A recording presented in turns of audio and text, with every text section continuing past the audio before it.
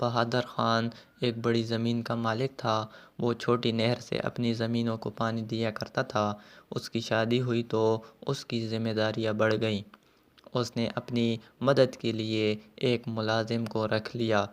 فصل جب تیار ہوتی تو اس کی حفاظت کے لیے بہادر خان اور اس کا ملازم رات کھیتوں ہی میں سوتے تھے۔ ایک مرتبہ اتنی بارشیں ہوئیں کہ بہادر خان کی خشک زمین بھی سرسبز و شاداب ہو گئی۔ وہ اسے اپنی شادی کی خوش بختی تصور کرنے لگا۔ فصل پک کر تیار ہو گئی تھی۔ بہادر خان اور ملازم کھلیان میں رات گزارنے کے لیے رکے ہوئے تھے۔ اس کی بیوی سرعام ہی روٹی دے گئی تھی۔ تھوڑی دیر بعد بہادر خان کا دوست آ گیا اور اسے اپنے عزیز کی شادی میں چلنے کی دعوت دی۔ بہادر خان نے ملازم سے کہا، کھلیان کی حفاظت کرنا اور میرے جانے کے بارے میں کسی سے کچھ نہ کہنا۔ یہ نہ ہو کہ کسی چور کو علم ہو جائے۔ اس وقت بہادر خان کے پاس 100 روپے تھے۔ وہ اسی وقت اپنے دوست کے ساتھ اس کے گاؤں چلا گیا۔ رات گہری ہو گئی تھی۔ ملازم نے آگ سلگائی تو تیز ہوا سے ایک چنگاری اڑ کر کھلیان میں جا پڑی، جس سے کھلیان میں آگ کے شعلے بھڑک اٹھے۔ بیچارہ ملازم آگ بجھانے کے دوران میں خود بھی جل کر راکھ ہو گیا۔ اگلی صبح جب بہادر خان کی بیوی روٹی لائی تو یہ دیکھ کر حیران رہ گئی کہ سارا کھلیان راکھ کا ڈھیر ہو گیا ہے۔ ملازم کی لاش دیکھ کر وہ یہی سمجھی کہ اس کا میاں بھی آگ میں جل کر مر گیا ہے۔ اس نے رونا پیٹنا شروع کر دیا۔ لوگوں نے آ کر اس کے رونے کی وجہ پوچھی تو اس نے بتایا کہ رات کھلیان کے ساتھ میرا شوہر بھی جل کر مر گیا ہے۔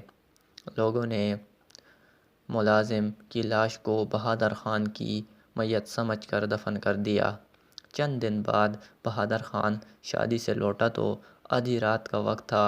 گھر کے سب لوگ سو رہے تھے۔ جیسے ہی بیوی کی نظر اس پر پڑی، وہ سمجھی کہ میاں کے روپ میں بھوت آ گیا ہے۔ وہ ڈر کے مارے چلانے لگی۔ اس نے چیخ و پکار سے گھر کے اور آس پاس کے لوگ جمع ہو گئے اور پوچھنے لگے کہ کیا ہوا، کیوں چلا رہی ہو؟ بیوی نے بتایا کہ مردے کا بھوت آ گیا ہے۔ بہادر خان یہ سن کر بہت حیران ہوا کہ اسے مردہ کہا جا رہا ہے۔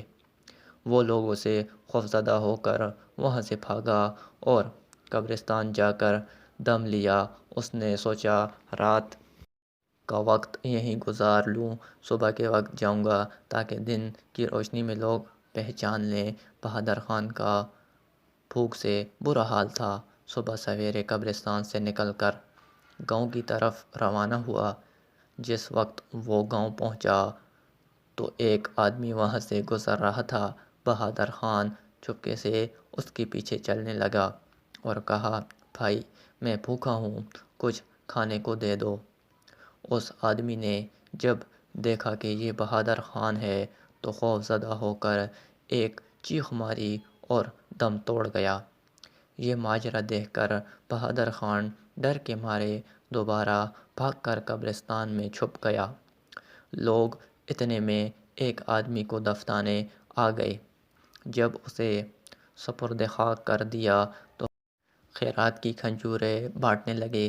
ایک آدمی بولا، پہلے گن لو کہ کتنے لوگ ہیں، پھر حساب سے بانٹنا۔ دوسرا بولا کہ 100 لوگ تو ضرور ہوں گے۔ بہادر خان بول اٹھا، 100 آدمیوں کو تو بعد میں دینا، پہلے مجھے میرا حصہ تو دو۔ بہادر خان کی آواز سن کر لوگ جوتے، بیلچے اور کھجوریں چھوڑ کر بھاگ کھڑے ہوئے۔ بہادر خان نے سوچا، نہ جانے میں نے کیا قصور کیا ہے کہ لوگ مجھے دیکھتے ہی بھاگ کھڑے ہوتے ہیں۔ بھوک کا مارا تھا ہی کھجور پر ٹوٹ پڑا۔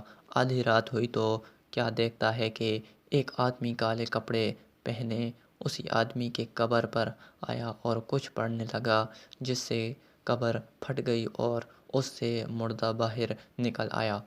بہادر خان سمجھ گیا کہ یہ جادوگر ہے۔ اس نے سوچا کیوں نہ جادو سیکھ لوں۔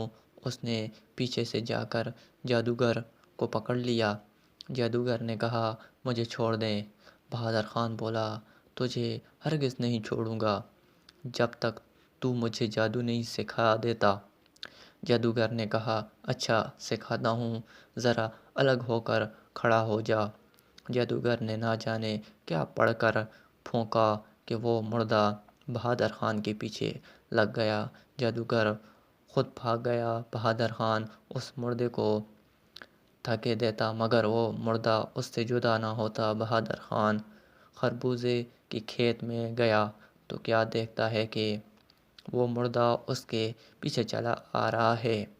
بہادر خان نے کہا بھائی مجھے چھوڑ دے، لوگ تو پہلے ہی مجھ سے بیزار ہیں، تجھے میرے ساتھ دیکھ کر اور بھی ڈر جائیں گے۔ مردے نے بہادر خان کا اب بھی پیچھا نہیں چھوڑا۔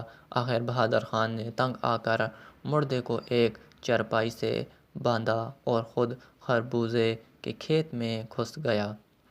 کیا دیکھتا ہے کہ وہی مردہ چارپائی کے ساتھ بندھا چلا آ رہا ہے اور کھٹ کھٹ کی آوازیں پیدا ہو رہی ہیں۔ کھیت کے رکھوالے نے جو دونوں کو یوں آتے دیکھا تو چیخیں مارتا ہوا بھاگ کھڑا ہوا اور گاؤں پہنچ کر لوگوں سے کہنے لگا مجھے بچاؤ ورنہ میں مارا جاؤں گا۔ گاؤں کے زمیندار نے کپڑے دھونے کے لیے ندی پر بھیجے تھے۔ ان دونوں لوگوں پر بہادر خان کا خوف بری طرح سوار تھا۔ چند لوگ کپڑے لے کر ندی پر پہنچے۔ ابھی وہ کپڑے دھو ہی رہے تھے کہ بہادر خان بھی پیاس بجھانے ندی پر آ نکلا۔ دیکھتے ہی وہ لوگ کپڑے چھاڑ کر گھوڑوں پر سوار ہو کر سرپٹ بھاگ نکلے۔ جلدی میں وہ رسی بھی نہ کھول پائے جو میخوں سے بندھی تھی۔ راستے میں میخ جب ان کی پشت پر لگتی تو وہ یہی سمجھتے کہ بہادر خان انہیں مار رہا ہے۔ آخر وہ زخمی حالت میں گاؤں پہنچے۔ بہادر خان نے یہ صورتحال دیکھی تو سوچا کہ اس دوست کی شادی نے تو میری زندگی عذاب میں ڈال دی ہے، مجھے اس سے ملنا چاہیے۔ چنانچہ وہ رات کے اندھیرے میں دوست کے گاؤں کی طرف روانہ ہو گیا۔